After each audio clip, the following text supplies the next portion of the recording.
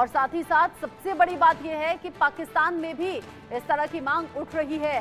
PoK को भारत में मिलाने की मांग उठ रही है। पीओके के लोगों को पाकिस्तान की जो गुलामी है वो कतई गवारा नहीं है। भारत की ओर उम्मीद भरी नजरों से पीओके के लोग देख रहे हैं। शहबाज और मुनीर लोगों को डराकर पीओके को बचा नहीं सकते हैं। ऐसे में पीओके 4 जून से पहले हिसाब पूरा कर लेना चाहता है। यानी कि यहाँ भारत में बड़े चेहरों के जरिए तो ये बयान दिए ही जा रहे हैं, लेकिन साथ ही साथ सबसे बड़ी बात ये कि पीओके जो पाक अधिकृत कश्मीर है वहां के लोग लगातार इस मांग को उठा रहे हैं कि हमें भी मोदी जैसा नेता चाहिए। तिरंगा हाथों में लेकर सड़कों पर निकल जाना या फिर भारत में विलय की मांग करना, ये बहुत बड़ा संदेश है और पाकिस्तान के लिए खलबली पैदा करने वाली वजह भी। ऐसे में यहाँ चुनावी माहौल, और अगर उत्तर प्रदेश के मुख्यमंत्री योगी आदित्यनाथ सीधे सीधे ये कह रहे हैं कि 6 महीने के अंदर अंदर ऐसा हो जाएगा, तो इसके मतलब मायने क्या हैं? ऐसे कई सवाल अब चुनावी माहौल में उठ रहे हैं। इस पर हम बात करेंगे। संजीव श्रीवास्तव हमारे साथ जुड़ गए हैं, विदेश मामलों के जानकार। मेजर मोहम्मद अली शाह हमारे साथ में हैं, डिफेंस एक्सपर्ट के तौर पर। Group captain retired UK Devnath sir भी हमारे साथ में हैं, डिफेंस एक्सपर्ट के तौर पर। आप सभी का स्वागत। यूके देवनाथ सर, पीओके में अगर रह रहकर ये मांग उठती रही और उठ रही है इन दिनों सबसे ज्यादा, तिरंगा हाथ में लेकर मोदी जैसे नेता की मांग हो रही है, भारत में विलय की मांग हो रही है, पाकिस्तान से गुलामी अब मंजूर नहीं, यानी कि वहां गुलामी की जंजीरें तोड़ने की इंडिकेशंस मिल रहे हैं। और यहां लगातार भारत में बड़े चेहरों के जरिए, रक्षा मंत्री हुए, गृह मंत्री हुए, विदेश मंत्री हुए या उत्तर प्रदेश के सीएम हुए, बार बार पीओके को लेकर ये जिक्र क्यों आ रहा है? जी हाँ रत्ना जी, ये समझना पड़ेगा कि पीओके तो भारत का ही हिस्सा है। जब 1947-48 में हिंदुस्तान और पाकिस्तान अलग हुए तो जेएनके के जो महाराजा थे उन्होंने एक इंस्ट्रूमेंट ऑफ सक्सेशन साइन किया था, जिसके तहत उन्होंने पूरे पूरे के पूरे समूचे कश्मीर को भारत के साथ विलय कर दिया था। तो इसमें कोई शक नहीं है कि टेक्निकली देखा जाए, लीगली देखा जाए और मॉरल तरीके से, भावनाओं से भी देखा जाए तो पूरा का पूरा समूचा कश्मीर भारत का ही हिस्सा है।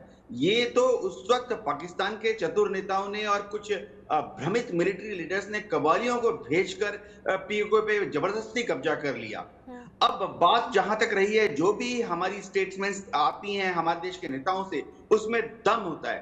दम इसलिए होता है क्योंकि जब हम पीओके की तरफ देखते हैं, चाहे ओपन सोर्स हो या इंटेलिजेंस एजेंसीज की रिपोर्ट हो, पीओके के लोग जो हैं वो पाकिस्तान के लोगों के साथ रहकर खुश नहीं है। देखिए, गिलगित बाल्टिस्तान, हुंजा, वहां के जो लोग हैं वो ज्यादातर शिया हैं, बहुत ही सरल स्वभाव के होते हैं, लेकिन उनमें स्वाभिमान कूट कूट कर भरा हुआ है और वो कभी भी पाकिस्तान की जो सुन्नी डोमिनेटेड पॉलिटिक्स है, खासतौर से पंजाबी सुन्नी जो हैं पंजाब के, जो कि मिलिट्री को भी डोमिनेट करते हैं, एडमिनिस्ट्रेशन को डोमिनेट करते हैं, पुलिस को डोमिनेट करते हैं, पीओके के लोग कभी भी उनके साथ खुश नहीं थे।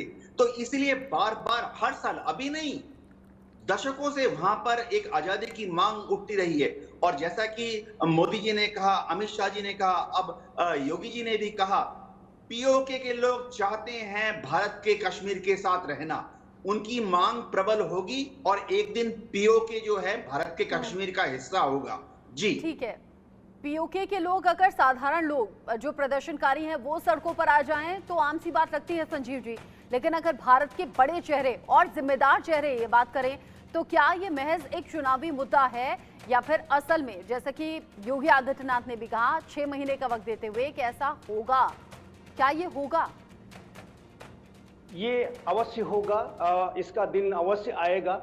और ये जो इसमें जो सबसे बड़ा जो कंट्रीब्यूटिंग जो फैक्टर होगा वो पीओके के लोगों के अंदर जो एक असंतोष है, एक जो गुस्सा है, जो उनके ऊपर दमन, शोषण, बर्बरता, अत्याचार पाकिस्तान के हुक्मरानों के द्वारा किया जाता है, वो जो असंतोष की जो आग है वही पीओके को उनके जो मूल स्थान भारत में उनका विलय कराएगी। और ये दिन अवश्य आएगा। और जाहिर है कि जो इंस्ट्रूमेंट ऑफ एक्सेशन जो 1947 में साइन किया गया था, उसके तहत पूरा पाकिस्तान ऑक्युपाइड कश्मीर और गिलगित बल्तिस्तान भारत का हिस्सा है और वहाँ के लोग भारतीय हैं। उस पर पाकिस्तान का इलीगल ऑक्युपेशन है और जाहिर है कि पाकिस्तान ऑक्युपाइड कश्मीर और गिलगित बल्तिस्तान के जो लोगों के जो अन्य जो भाई बहन हैं, जो अनेक रिलेटिव्स हैं, वो भारत के क्षेत्रों में रहते हैं और वो उनकी मंशा है, उनका जो सपना है कि वो एक दिन भारत में उनका विलय होगा और जम्मू एंड कश्मीर राज्य का जो पूर्ण स्वरूप तभी जाकर के पूरा हो सकता है जब पाकिस्तान ऑक्युपाइड का और गिलगित बल्तिस्तान का जो विलय है वो जम्मू एंड कश्मीर में हो जाए। और मेरा ऐसा विश्वास है कि ये दिन अवश्य आएगा। ये सिर्फ चुनावी जुमला नहीं है और ये एक कार्य है, एक अधूरा कार्य है जो कि अभी भी बचा हुआ है। धारा 370 और 35A को हटाना एक बड़ा कार्य था जिसको कि सरकार के द्वारा कंप्लीट कर लिया गया है।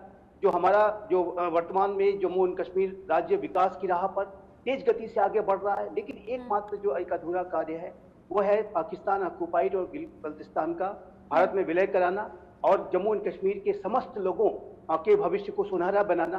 तो मेरा ऐसा मानना है, जिस तरह के लीडरशिप के बयान आ रहे हैं और वर्तमान समय में भारत के प्रधानमंत्री श्री नरेंद्र मोदी के नेतृत्व का ये जो नया भारत है वो इस विषय पर गंभीरता के साथ विचार कर रहा है और मैं ये मानता हूं कि वो दिन अवश्य आएगा कि जब पाकिस्तान ऑक्युपाइड कश्मीर और गिलगित बल्तिस्तान का जो विलय है वो भारत में होगा। जब प्रधानमंत्री नरेंद्र मोदी मंच से ये कहते हैं कि 10 साल में जो काम हुए वो तो हुए, लेकिन अगले 5 साल फिर मौका दीजिए, कुछ बड़े काम होने हैं, ऐसे इंडिकेशंस देते हैं। हालांकि वो बताते नहीं कि अगले 5 साल क्या होना है। मेजर शाह, कहीं अगले 5 साल में अगला मिशन पीओके तो नहीं? रचना जी, आपका बड़ा अच्छा सवाल है। जी हाँ, मेरे को ये खूब दिख रहा है, होते हुए नजर आ रहा है मेरे को कि पीओके को हम वापस लेकर आएंगे। मैं आपको एक एग्जांपल देता हूँ ताकि हमारे सारे दर्शक समझ लें, और ये अलग होगा जो हमारे बड़े अच्छे विशेषज्ञों ने पहले बोला है। देखिए, मेरे घर के बाहर एक खाली प्लॉट है जो हमारा है, क्योंकि वो खाली है अभी इस टाइम पे, तो आजू बाजू के लोग आके उस पर पार्क कर देते हैं। तो हमें जरूरत पड़ेगी, हम बोलेंगे इसको खाली करो। जब उसको बोलेंगे खाली करो, और ये थोड़ी है वो अगर अर्थों से वहां पार्किंग करते आ रहे हैं तो मतलब ये थोड़ी ना हुआ कि लीली कानूनी तौर पे वो पार्किंग स्पेस उनकी हुई, उनको एक दिन बोलेंगे हम खाली करो प्यार से।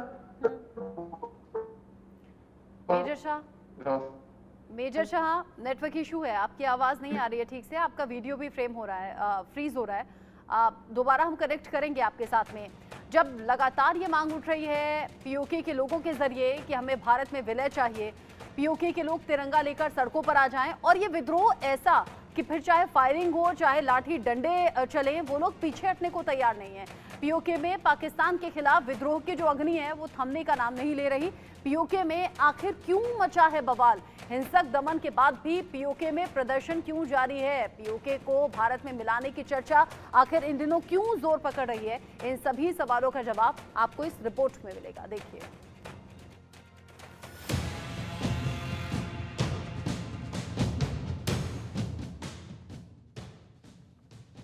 पीओके में पाक के खिलाफ नहीं थम रहा विद्रोह। पीओके में आखिर क्यों मचा है बवाल? हिंसक दमन के बाद भी पीओके में प्रदर्शन। पीओके को भारत में मिलाने की चर्चा ने पकड़ा जोर। भारत से मिला संदेश, पीओके ने दिखाए तेवर। पाकिस्तान के कब्जे वाले कश्मीर यानी पीओके पिछले कई दिनों से युद्ध का मैदान बना हुआ है।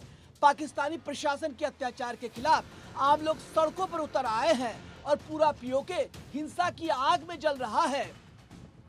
पाकिस्तान ने विरोध को दबाने के लिए हिंसक दमन शुरू कर दिया है और पाकिस्तानी सेना निहत्थे लोगों पर गोलियां चला रही है। बावजूद इसके पीओके में विरोध प्रदर्शन कम होने का नाम नहीं ले रहा है। पाकिस्तान के प्रधानमंत्री शहबाज शरीफ ने सब्सिडी पैकेज का लालच देकर मनाने की कोशिश की, लेकिन घाटी के लोगों ने इस्लामाबाद के झांसे में आने से साफ इनकार कर दिया है और अब वो आजादी की मांग कर रहे हैं। पीओके में जहां लोग पाकिस्तान के खिलाफ आवाज बुलंद कर रहे हैं, तो वहीं भारत में गृह मंत्री अमित शाह ने पीओके को एक बार फिर से भारत का हिस्सा बताया। पाक ऑक्यूपाइड कश्मीर का जहां तक सवाल है, ये केवल भारतीय जनता पार्टी नहीं, देश की संसद का कमिटमेंट है कि पाक ऑक्यूपाइड कश्मीर भारत का हिस्सा है और इस पर हमारा अधिकार है। इसको कोई झुठला नहीं सकता कि 130 करोड़ की आबादी वाला, जनसंख्या वाला एटॉमिक पावर भारत, ये महान देश क्या किसी से डरकर अपने अधिकार जाने देगा? सीएम योगी ने तो यहाँ तक कह दिया है कि पीएम मोदी के तीसरी बार प्रधानमंत्री बनने के अगले 6 महीने के अंदर पाक अधिकृत कश्मीर भी भारत का हिस्सा होगा। आप देखना, चुनाव के बाद मोदी जी को तीसरी बार प्रधानमंत्री बनने दीजिए, अगले 6 महीने के अंदर आप देखेंगे कि पाक अधिकृत कश्मीर भी भारत का हिस्सा हुआ। ये इसके लिए हिम्मत चाहिए होती है, हिम्मत। भारतीय नेताओं के पीओके को भारत में मिलाने की बात सुनकर पीओके के लोगों के हौसले बुलंद हैं। पाकिस्तान पर दबाव बनाने के लिए पीओके के लोगों ने पाकिस्तान के सामने भारी भरकम डिमांड भी रख दी।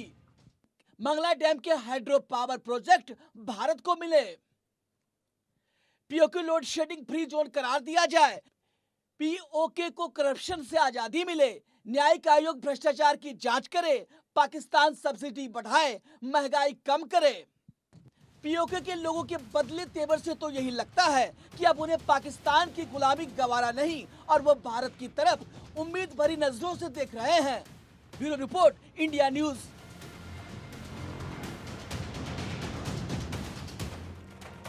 पीओके के लोग क्यों आखिर इस तरीके से प्रदर्शन कर रहे हैं, इस रिपोर्ट में आपको बखूबी समझ में आ गया होगा, और क्यों भारत में चर्चाएं जोर पकड़ रही हैं चुनावी दौर के दौरान ही। साथ ही साथ एक और खबर है पाकिस्तान से जुड़ी हुई। यूएई ने कंगाल पाकिस्तान के लिए खजाना खोल दिया है। शहबाज शरीफ के लिए यूएई ने अपना खजाना खोला है। दुबई पहुंचे शहबाज की मानो लॉटरी लग गई है। पाकिस्तान को यूएई 10 अरब डॉलर का निवेश देगा। यूएई दौरे पर पाकिस्तानी पीएम शहबाज शरीफ हैं और यूएई ने मानो खजाना खोल दिया है। 10 अरब डॉलर निवेश करने की बात सामने आ रही है। पाकिस्तान के प्रधानमंत्री शहबाज शरीफ यूएई के दौरे पर पाकिस्तानी पीएम की यात्रा यूएई से डॉलर की उम्मीद को लेकर ही की गई है। उनकी ये यात्रा शुरुआत से ही सफल मानी जा सकती है क्योंकि यूएई ने पाकिस्तान के लिए मानो तिजोरी खोल दी है। न्यूज एजेंसी वैम ने पाकिस्तान में आशाजनक आर्थिक क्षेत्रों में निवेश के लिए 10 अरब डॉलर के आवंटन की घोषणा की है। गुरुवार को यूएई के राष्ट्रपति शेख मोहम्मद बिन जायद अल नाहयान और शहबाज के बीच मीटिंग हुई। दोनों के बीच पाकिस्तानी अर्थव्यवस्था को मजबूत करने और इसे समर्थन देने को लेकर बातचीत हुई। रिपोर्ट से पता चला कि पाकिस्तान में निवेश उनके एजेंडे में सबसे ऊपर है। मीटिंग में पीएम शहबाज के साथ डिप्टी पीएम और विदेश मंत्री इशाक डार, वाणिज्य मंत्री जाम कमाल खान, रक्षा मंत्री ख्वाजा आसिफ और पीएम के विशेष सहायक सैयद तारिक फातिमी मौजूद थे।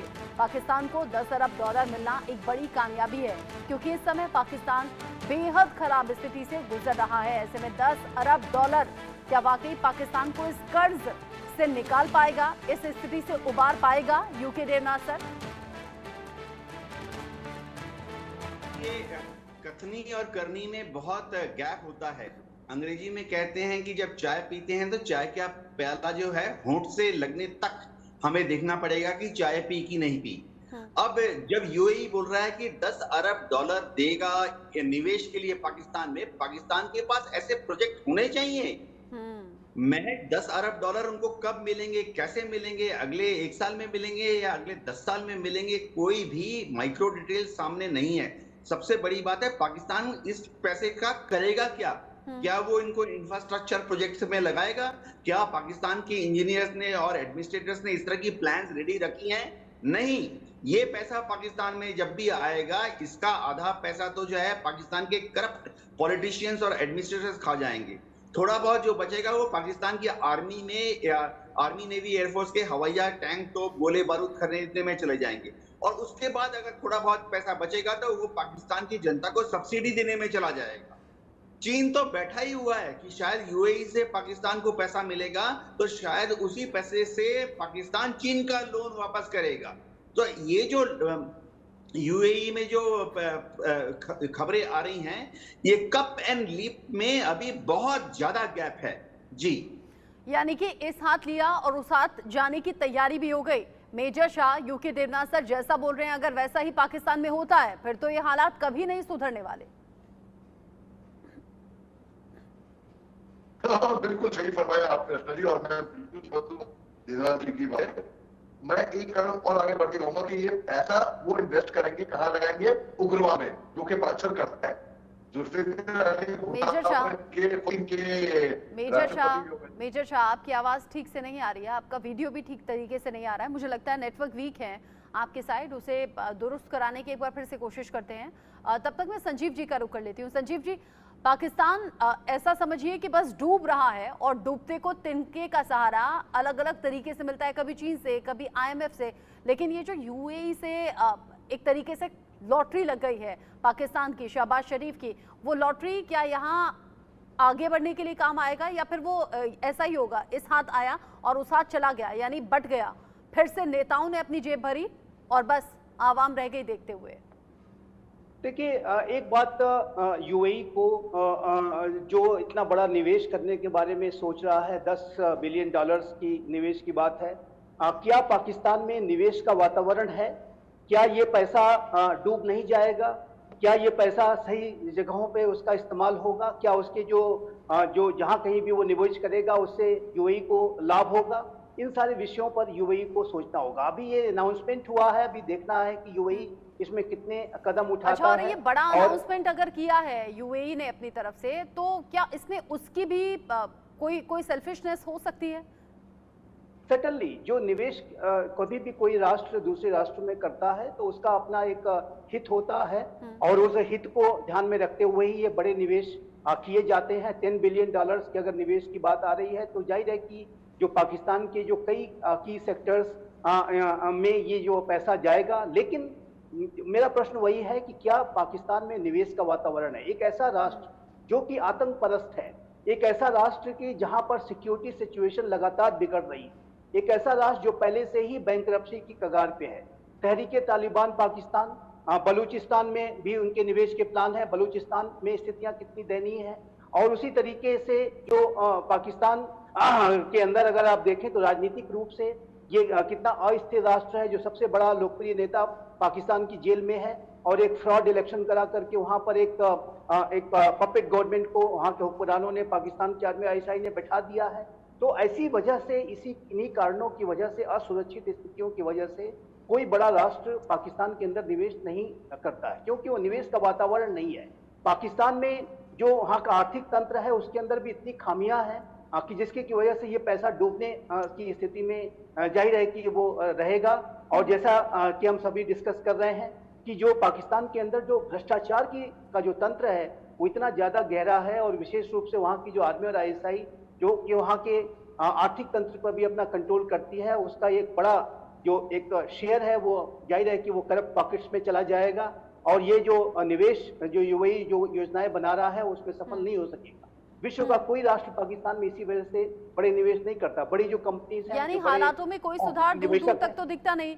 UK देवनाथ सर, चीन से कर्ज लिया, हवा हो गया, IMF से कर्ज मिला, उसका कुछ अता पता नहीं। अब जब UAE $10 अरब निवेश करने को तैयार है, अगर ये भी जैसा आपने कहा कि आधा चीन ले लेगा, फिर आधा नेता अपनी जेब भर लेंगे, फिर उधर सेना अपने हित में इस्तेमाल कर लेगी, तो फिर पाकिस्तान का आगे होगा क्या?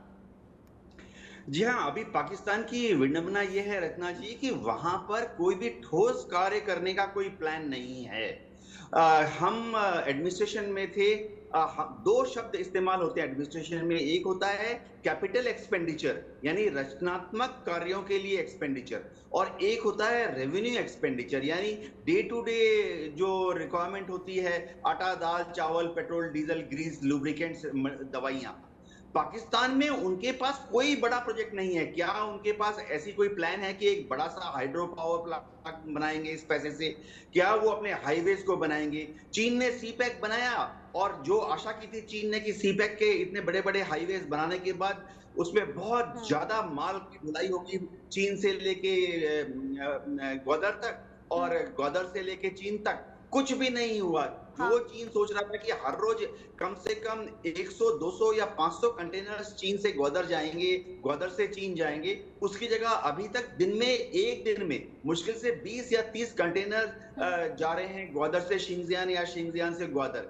यानी इन्वेस्टमेंट करके उस पर एक रिटर्न आना चाहिए, एक कैपिटल रिटर्न आना चाहिए। ये तो पाकिस्तान का कोई प्लानिंग ही नहीं है। उनके उद्योग धंधे सब जो हैं वो बंद हो रहे हैं, रॉ मटेरियल वो इंपोर्ट नहीं कर पा रहे बिल्कुल। हैं, और सबसे बड़ी बात वो किसी से ट्रेड नहीं सोचा कर तो रहे हैं बहुत ना। कुछ अब जाता उनको है उनके साथ और प्रोजेक्ट भी नए ऐसा लोगों के किया साथ जाता है कि बहुत कुछ करने वाला है पाकिस्तान हालात सुधारने के लिए, लेकिन वो होता हुआ असल में धरातल पर नजर आता नहीं है। और यही वजह है कि पाकिस्तान की हालत दिन ब दिन और ज्यादा पहले से बदतर हो रही है। संजीव जी, यूके देवनाथ सर, बहुत शुक्रिया आप दोनों का मेरे साथ में जुड़ने के लिए। मेजर शाह भी हमारे साथ में मौजूद थे, मेजर शाह का भी शुक्रिया। इन्हीं सभी खबरों पर आगे जो अपडेट